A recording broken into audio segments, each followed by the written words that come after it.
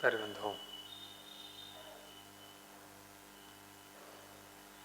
दर्शन, ज्ञान, चारित्र और तप।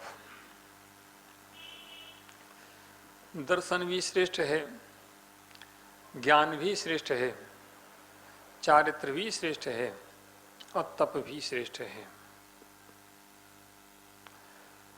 जब दर्शन प्रगाढ़ होता है, जब दर्शन प्रगाढ़ होता है, श्रद्धा मेरी अच्छी होती है तो ज्ञान दृढ़ होता है, ज्ञान निर्मल होता है। और जब ज्ञान निर्मल होता है, दर्शन निर्मल होता है, तो फिर चारित्र की ओर कदम बढ़ते हैं। ज्ञान निर्मल है, दर्शन निर्मल है, चारित्र की ओर कदम बढ़े हैं, चारित्र की ओर अपने पग बढ़ाए हैं। जब चारित्र निर्मल होता है तो तप की वृद्धि होती है। जब दर्शन निर्मल हुआ, ज्ञान निर्मल हुआ, चारित्र की वृद्धि हुई, तो फिर तप की वृद्धि होना प्रारंभ हो जाती है। और जिसके अंदर तप की वृद्धि होती है, जिसका तप वृद्धिंगत होता है, जिसका तप बढ़ता है, उसको फिर केवल ज्ञान की प्राप्ति भी होती है। जब केवल ज्ञान की प्राप्ति होती है तो नियम से जिसको केवल ज्ञान हुआ है, जिसको केवल ज्ञान प्राप्त हुआ है, उसको नियम से उसको मोक्ष की प्राप्ति भी होगी, निर्वाण की प्राप्ति भी होगी। क्रम है। अभी एक बालक कमरे में था, मैंने उससे प्रश्न किया कि बेटा तुम मुनि बनोगे क्या? वो कहता है बड़े होके बनूंगा। मैंने कहा बड़े होके बनोगे, ये पक्का बनोगे कच्चा बनोगे, ये विचार करना पड़ेगा। उस छोटे से बालक के अंदर कम से कम इतना भाव तो आया कि बड़े होके मुनि बनूंगा। जिसके अंदर गुणियों के प्रति श्रद्धा होती है, जिसके अंदर विश्वास होता है, वही इस मार्ग पर चलने का भाव बना पाता है। जिसके अंदर श्रद्धा नहीं है, विश्वास नहीं है, वह उस प्रकार का भाव भी नहीं बना पाता। प्यारे बंधुओं, जहां श्रद्धा दृढ़ हो जाती है, जहां विश्वास बढ़ जाता है, वहां भाव बनाना नहीं पड़ता है, भाव बन जाता है। एक स्थान पर भाव बनाना पड़ता है, प्रयत्न करना पड़ता है, पुरुषार्थ करना पड़ता है, लगना पड़ता है। एक कलम चलाई जाती है और एक चल जाती है। एक मार्ग पर बढ़ा जाता है, एक बढ़ जाते हैं। अगर किसी के दबाव में बढ़ रहे हैं तो बढ़ रहे हैं, लेकिन अगर स्वेच्छा से कदम बढ़ रहे हैं तो कदम बढ़ते जाते हैं और बढ़ते बढ़ते हुए कदम अपनी मंजिल को प्राप्त कर लेते हैं। प्यारे बंधुओं, हो सकता है आज 36 दिन हो गए। कितने दिन हो गए? सम्यक दर्शन की व्याख्या कितने दिन हो गए? एक सम्यक दर्शन की व्याख्या समझाते समझाते 36 दिन हो गए। और इन 36 दिनों में क्या समझ में आया? क्या समझ में आया? आया कुछ समझ में? 36 का आंकड़ा तो वैसे ही खराब है। 36 का आंकड़ा तो वैसे ही खराब है। लोग कहते हैं 36 का आंकड़ा ठीक नहीं, लेकिन हमारे यहाँ 36 का आंकड़ा बहुत अच्छा है। दुनिया में 36 का आंकड़ा खराब होता होगा, लेकिन हमारे यहाँ 36 का आंकड़ा बहुत अच्छा है। क्योंकि 36 का आंकड़ा नहीं हो तो उपदेश नहीं मिले। सारा उपदेश 36 के आंकड़े से ही मिलता है। लोग समझ नहीं पाते हैं 36 का आंकड़े को खराब बताते हैं, और जब तक जीवन में 36 का आंकड़ा नहीं आता है तब तक हमारा मार्ग प्रशस्त नहीं होता है। 36 का आंकड़ा मतलब विपरीतताएं समझना, और 36 का आंकड़ा मतलब आचार्य परमिष्टि समझना, सामंजस्य देखना। जब तक इस जीव को विपरीतताएं नहीं मिलती हैं तब तक इस जीव को वैराग्य उत्पन्न नहीं होता है। जब तक विपरीतताएं नहीं होती हैं, अनुकूलताएं चलती रहती हैं, तब तक इस जीव को वैराग्य उत्पन्न नहीं हो सकता है, होता ही नहीं है। बिरला ही कोई जीव हो जिसको वैराग्य उत्पन्न हुआ हो। जैसे ही 36 का आंकड़ा आता है, कोई ऐसा व्यक्ति या ऐसा कोई दृश्य सामने खड़ा हो जाता है जो मेरे सोच के विपरीत होता है, तो भाव बदल जाते हैं। आदिनाथ स्वामी राज अवस्था में अपने सिंहासन पर विराजमान थे। सब राज के रंग चल रहे थे, सब राज्य के रंग चल रहे थे, नीलांजना का नृत्य चल रहा था। बस सोच के विपरीत जो कभी सोचा नहीं था, सोच के विपरीत जो कभी सोचा नहीं था, ऐसा कोई काम हो गया जो पहले था वह अब नहीं है, जो अब है वह पहले नहीं था। ऐसा जब देखा तो मन बदल गया। आज तक जो रंग राग रंग में लगा था, आज तक जो राग संसार के रंगों में डूबा था, वह संसार का रंग छूट गया, वह संसार का रंग एक क्षण में हट गया, वो अब रंग बदल गया। प्यारे बंधुओं, ये क्यों बदला? इतनी जल्दी रंग क्यों बदला? ऐसा क्या मिल गया और ऐसा क्या चला गया? ऐसा क्या हो गया?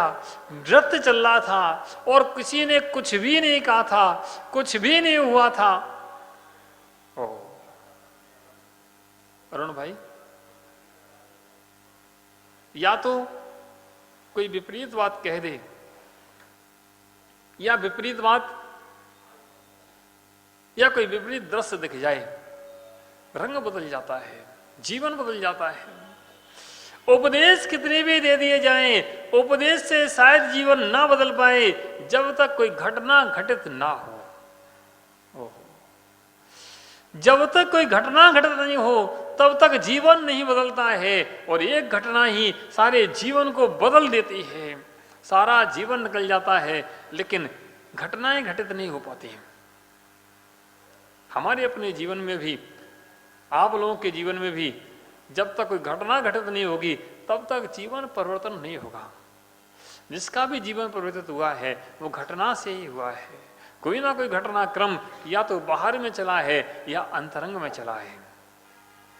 किसी ने अपने केसों को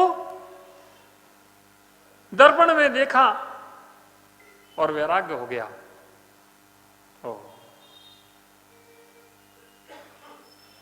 कोई दर्पण देख विरक्ति, कोई मृतक देख बैरागी। कोई दर्पण देख विरक्ति, कोई मृतक देख बैरागी।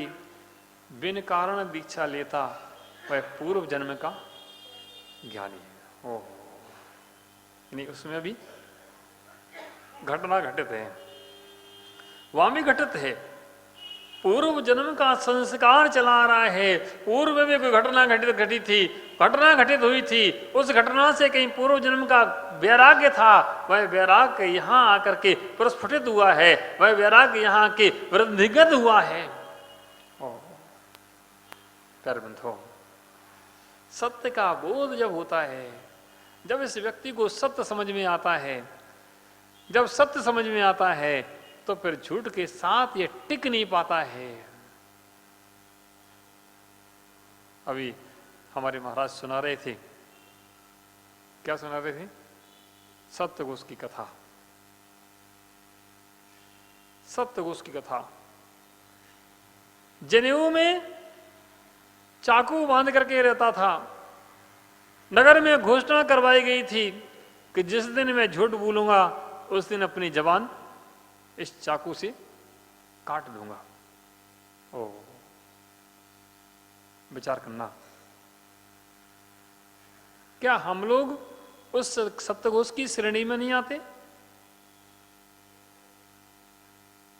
मैं तो आपसे सिर्फ चिंतन करने के लिए कह रहा हूं, आप चिंतन करें। वह सप्तघोष कहता था कि मैं अगर जब झूठ बोलूंगा तो अपनी जबान इस चाकू से काट दूंगा। क्या हम लोग उस सत्यघोष की श्रेणी में नहीं आते? कहीं ना कहीं क्या उसकी श्रेणी में ही आते हैं।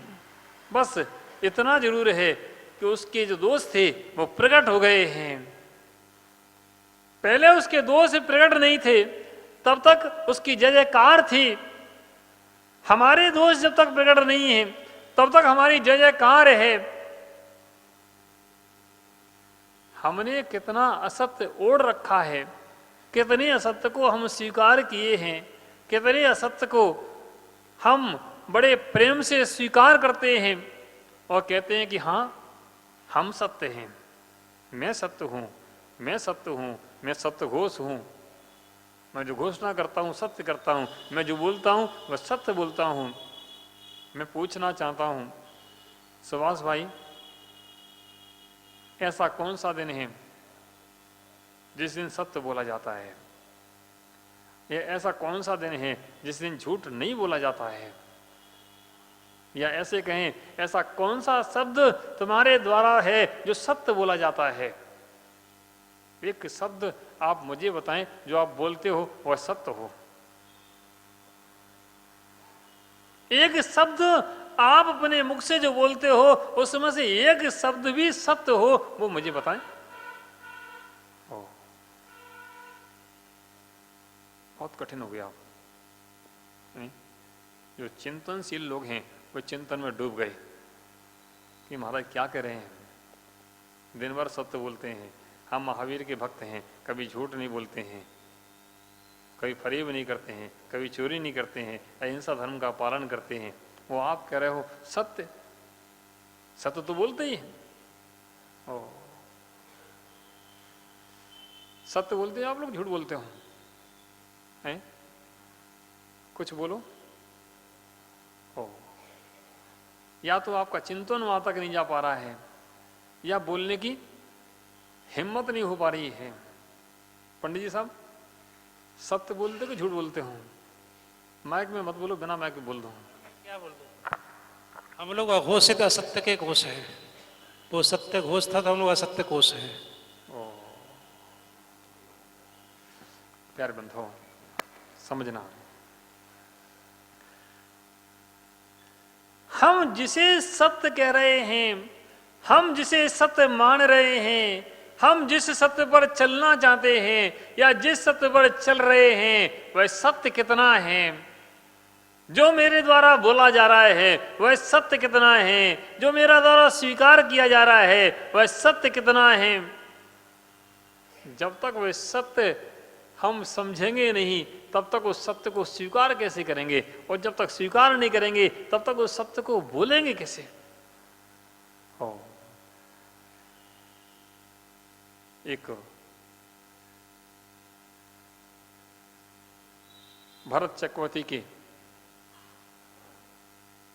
घर में संतान उत्पन्न हुई। 923 पुत्र जिन्होंने जन्म लिया और जन्म के बाद जन्म से ही भी बोले नहीं। लोग चिंतित थे, चक्रवर्ती भरत भी चिंतित थे कि चक्रवर्ती के घर में हो गूंगी संतान, ये तो ठीक नहीं है। इतना पुण्यात्मा जीव जो चक्रवर्ती हो, 6 खंड का अधिपति हो, 96,000 की जिनकी रानियां हो, 9 निधि 14 रत्न हो, इतना सब बड़ा वैभव हो, सारे संसार के लोग जिसके आगे मस्तक झुकाते हों और उनके पुत्र गूंगे हों, ये बात कुछ जमती नहीं है। कि पुण्यात्मा के घर पुण्यात्मा का जन्म होता है, पापात्मा का जन्म नहीं होता है। गरीबियों के घर में गरीबी बढ़ती है, अमीरों के घर में ऐसा कहावत है, कहा जाता है, पैसे वालों के यहाँ पैसा बढ़ता है, जितनी समृद्धि है समृद्धि वालों को मिलती है। चक्रवर्ती के घर में वो गूंगी संतान, ये बात समझ में नहीं आई। चक्रवर्ती स्वयं चिंतित थे और एक दिन भगवान के समोसरण में पहुंचे कि भगवान इतना बताएं कि 923 पुत्र ये गूंगे क्यों हैं? किसी मेरे पाप कर्म का उदय था कि इनके पाप कर्म का उदय है? ये गूंगे क्यों हैं? क्या कारण है, क्या बात है? भगवान जब दिव्य ध्वनि खिरी, हे भरत, ये गूंगे नहीं हैं, ये गूंगे नहीं हैं, ये बोलते नहीं हैं। क्यों नहीं बोलते हैं? ये तद्भव मोक्षगामी हैं, इसी भाव से मोक्ष जाने वाले हैं, ये सत्य को जानते हैं, ये क्या बोले? जो सत्य को जान जाता है वह बोलना बंद कर देता है, जो बोल रहा है वह अभी सत्य को जान ही नहीं रहा है। देखो बहुत कड़वा सच है। जो सत्य को जान रहा है वह बोल नहीं रहा है, और जो बोल रहा है वह सत्य को जान नहीं रहा है। 923 के 923 एक भी बोले नहीं। जब भगवान के सम्मोसरण में ये घोषणा हुई कि ये मोक्ष जाने वाले भव्य जीव हैं, ये संसार में टिकने वाले जीव नहीं हैं, ये मोक्ष जाने वाले जीव हैं, जब घोषणा हुई उनको वहां बैराग हुआ, दीक्षा ली, उसी पर्याय से मोक्ष चले गए। विचार करना, क्योंकि सत्य का बोध था। किससे बोलें, क्या बोलें, क्या समझाएं? मैं भी कभी कभी सोचता हूं कि रोज रोज प्रवचन सुनाता हूं, लोग सुनते हैं और चले जाते हैं, दूसरे दिन फिर आ जाते हैं, फिर मैं सुना देता हूं, फिर सुनते हैं और फिर चले जाते हैं, फिर सुनते हैं फिर चले जाते हैं। अब सुनाना बंद कर दूं क्या? ओह, क्योंकि मैं ही गलत हूं जो सुना रहा हूं।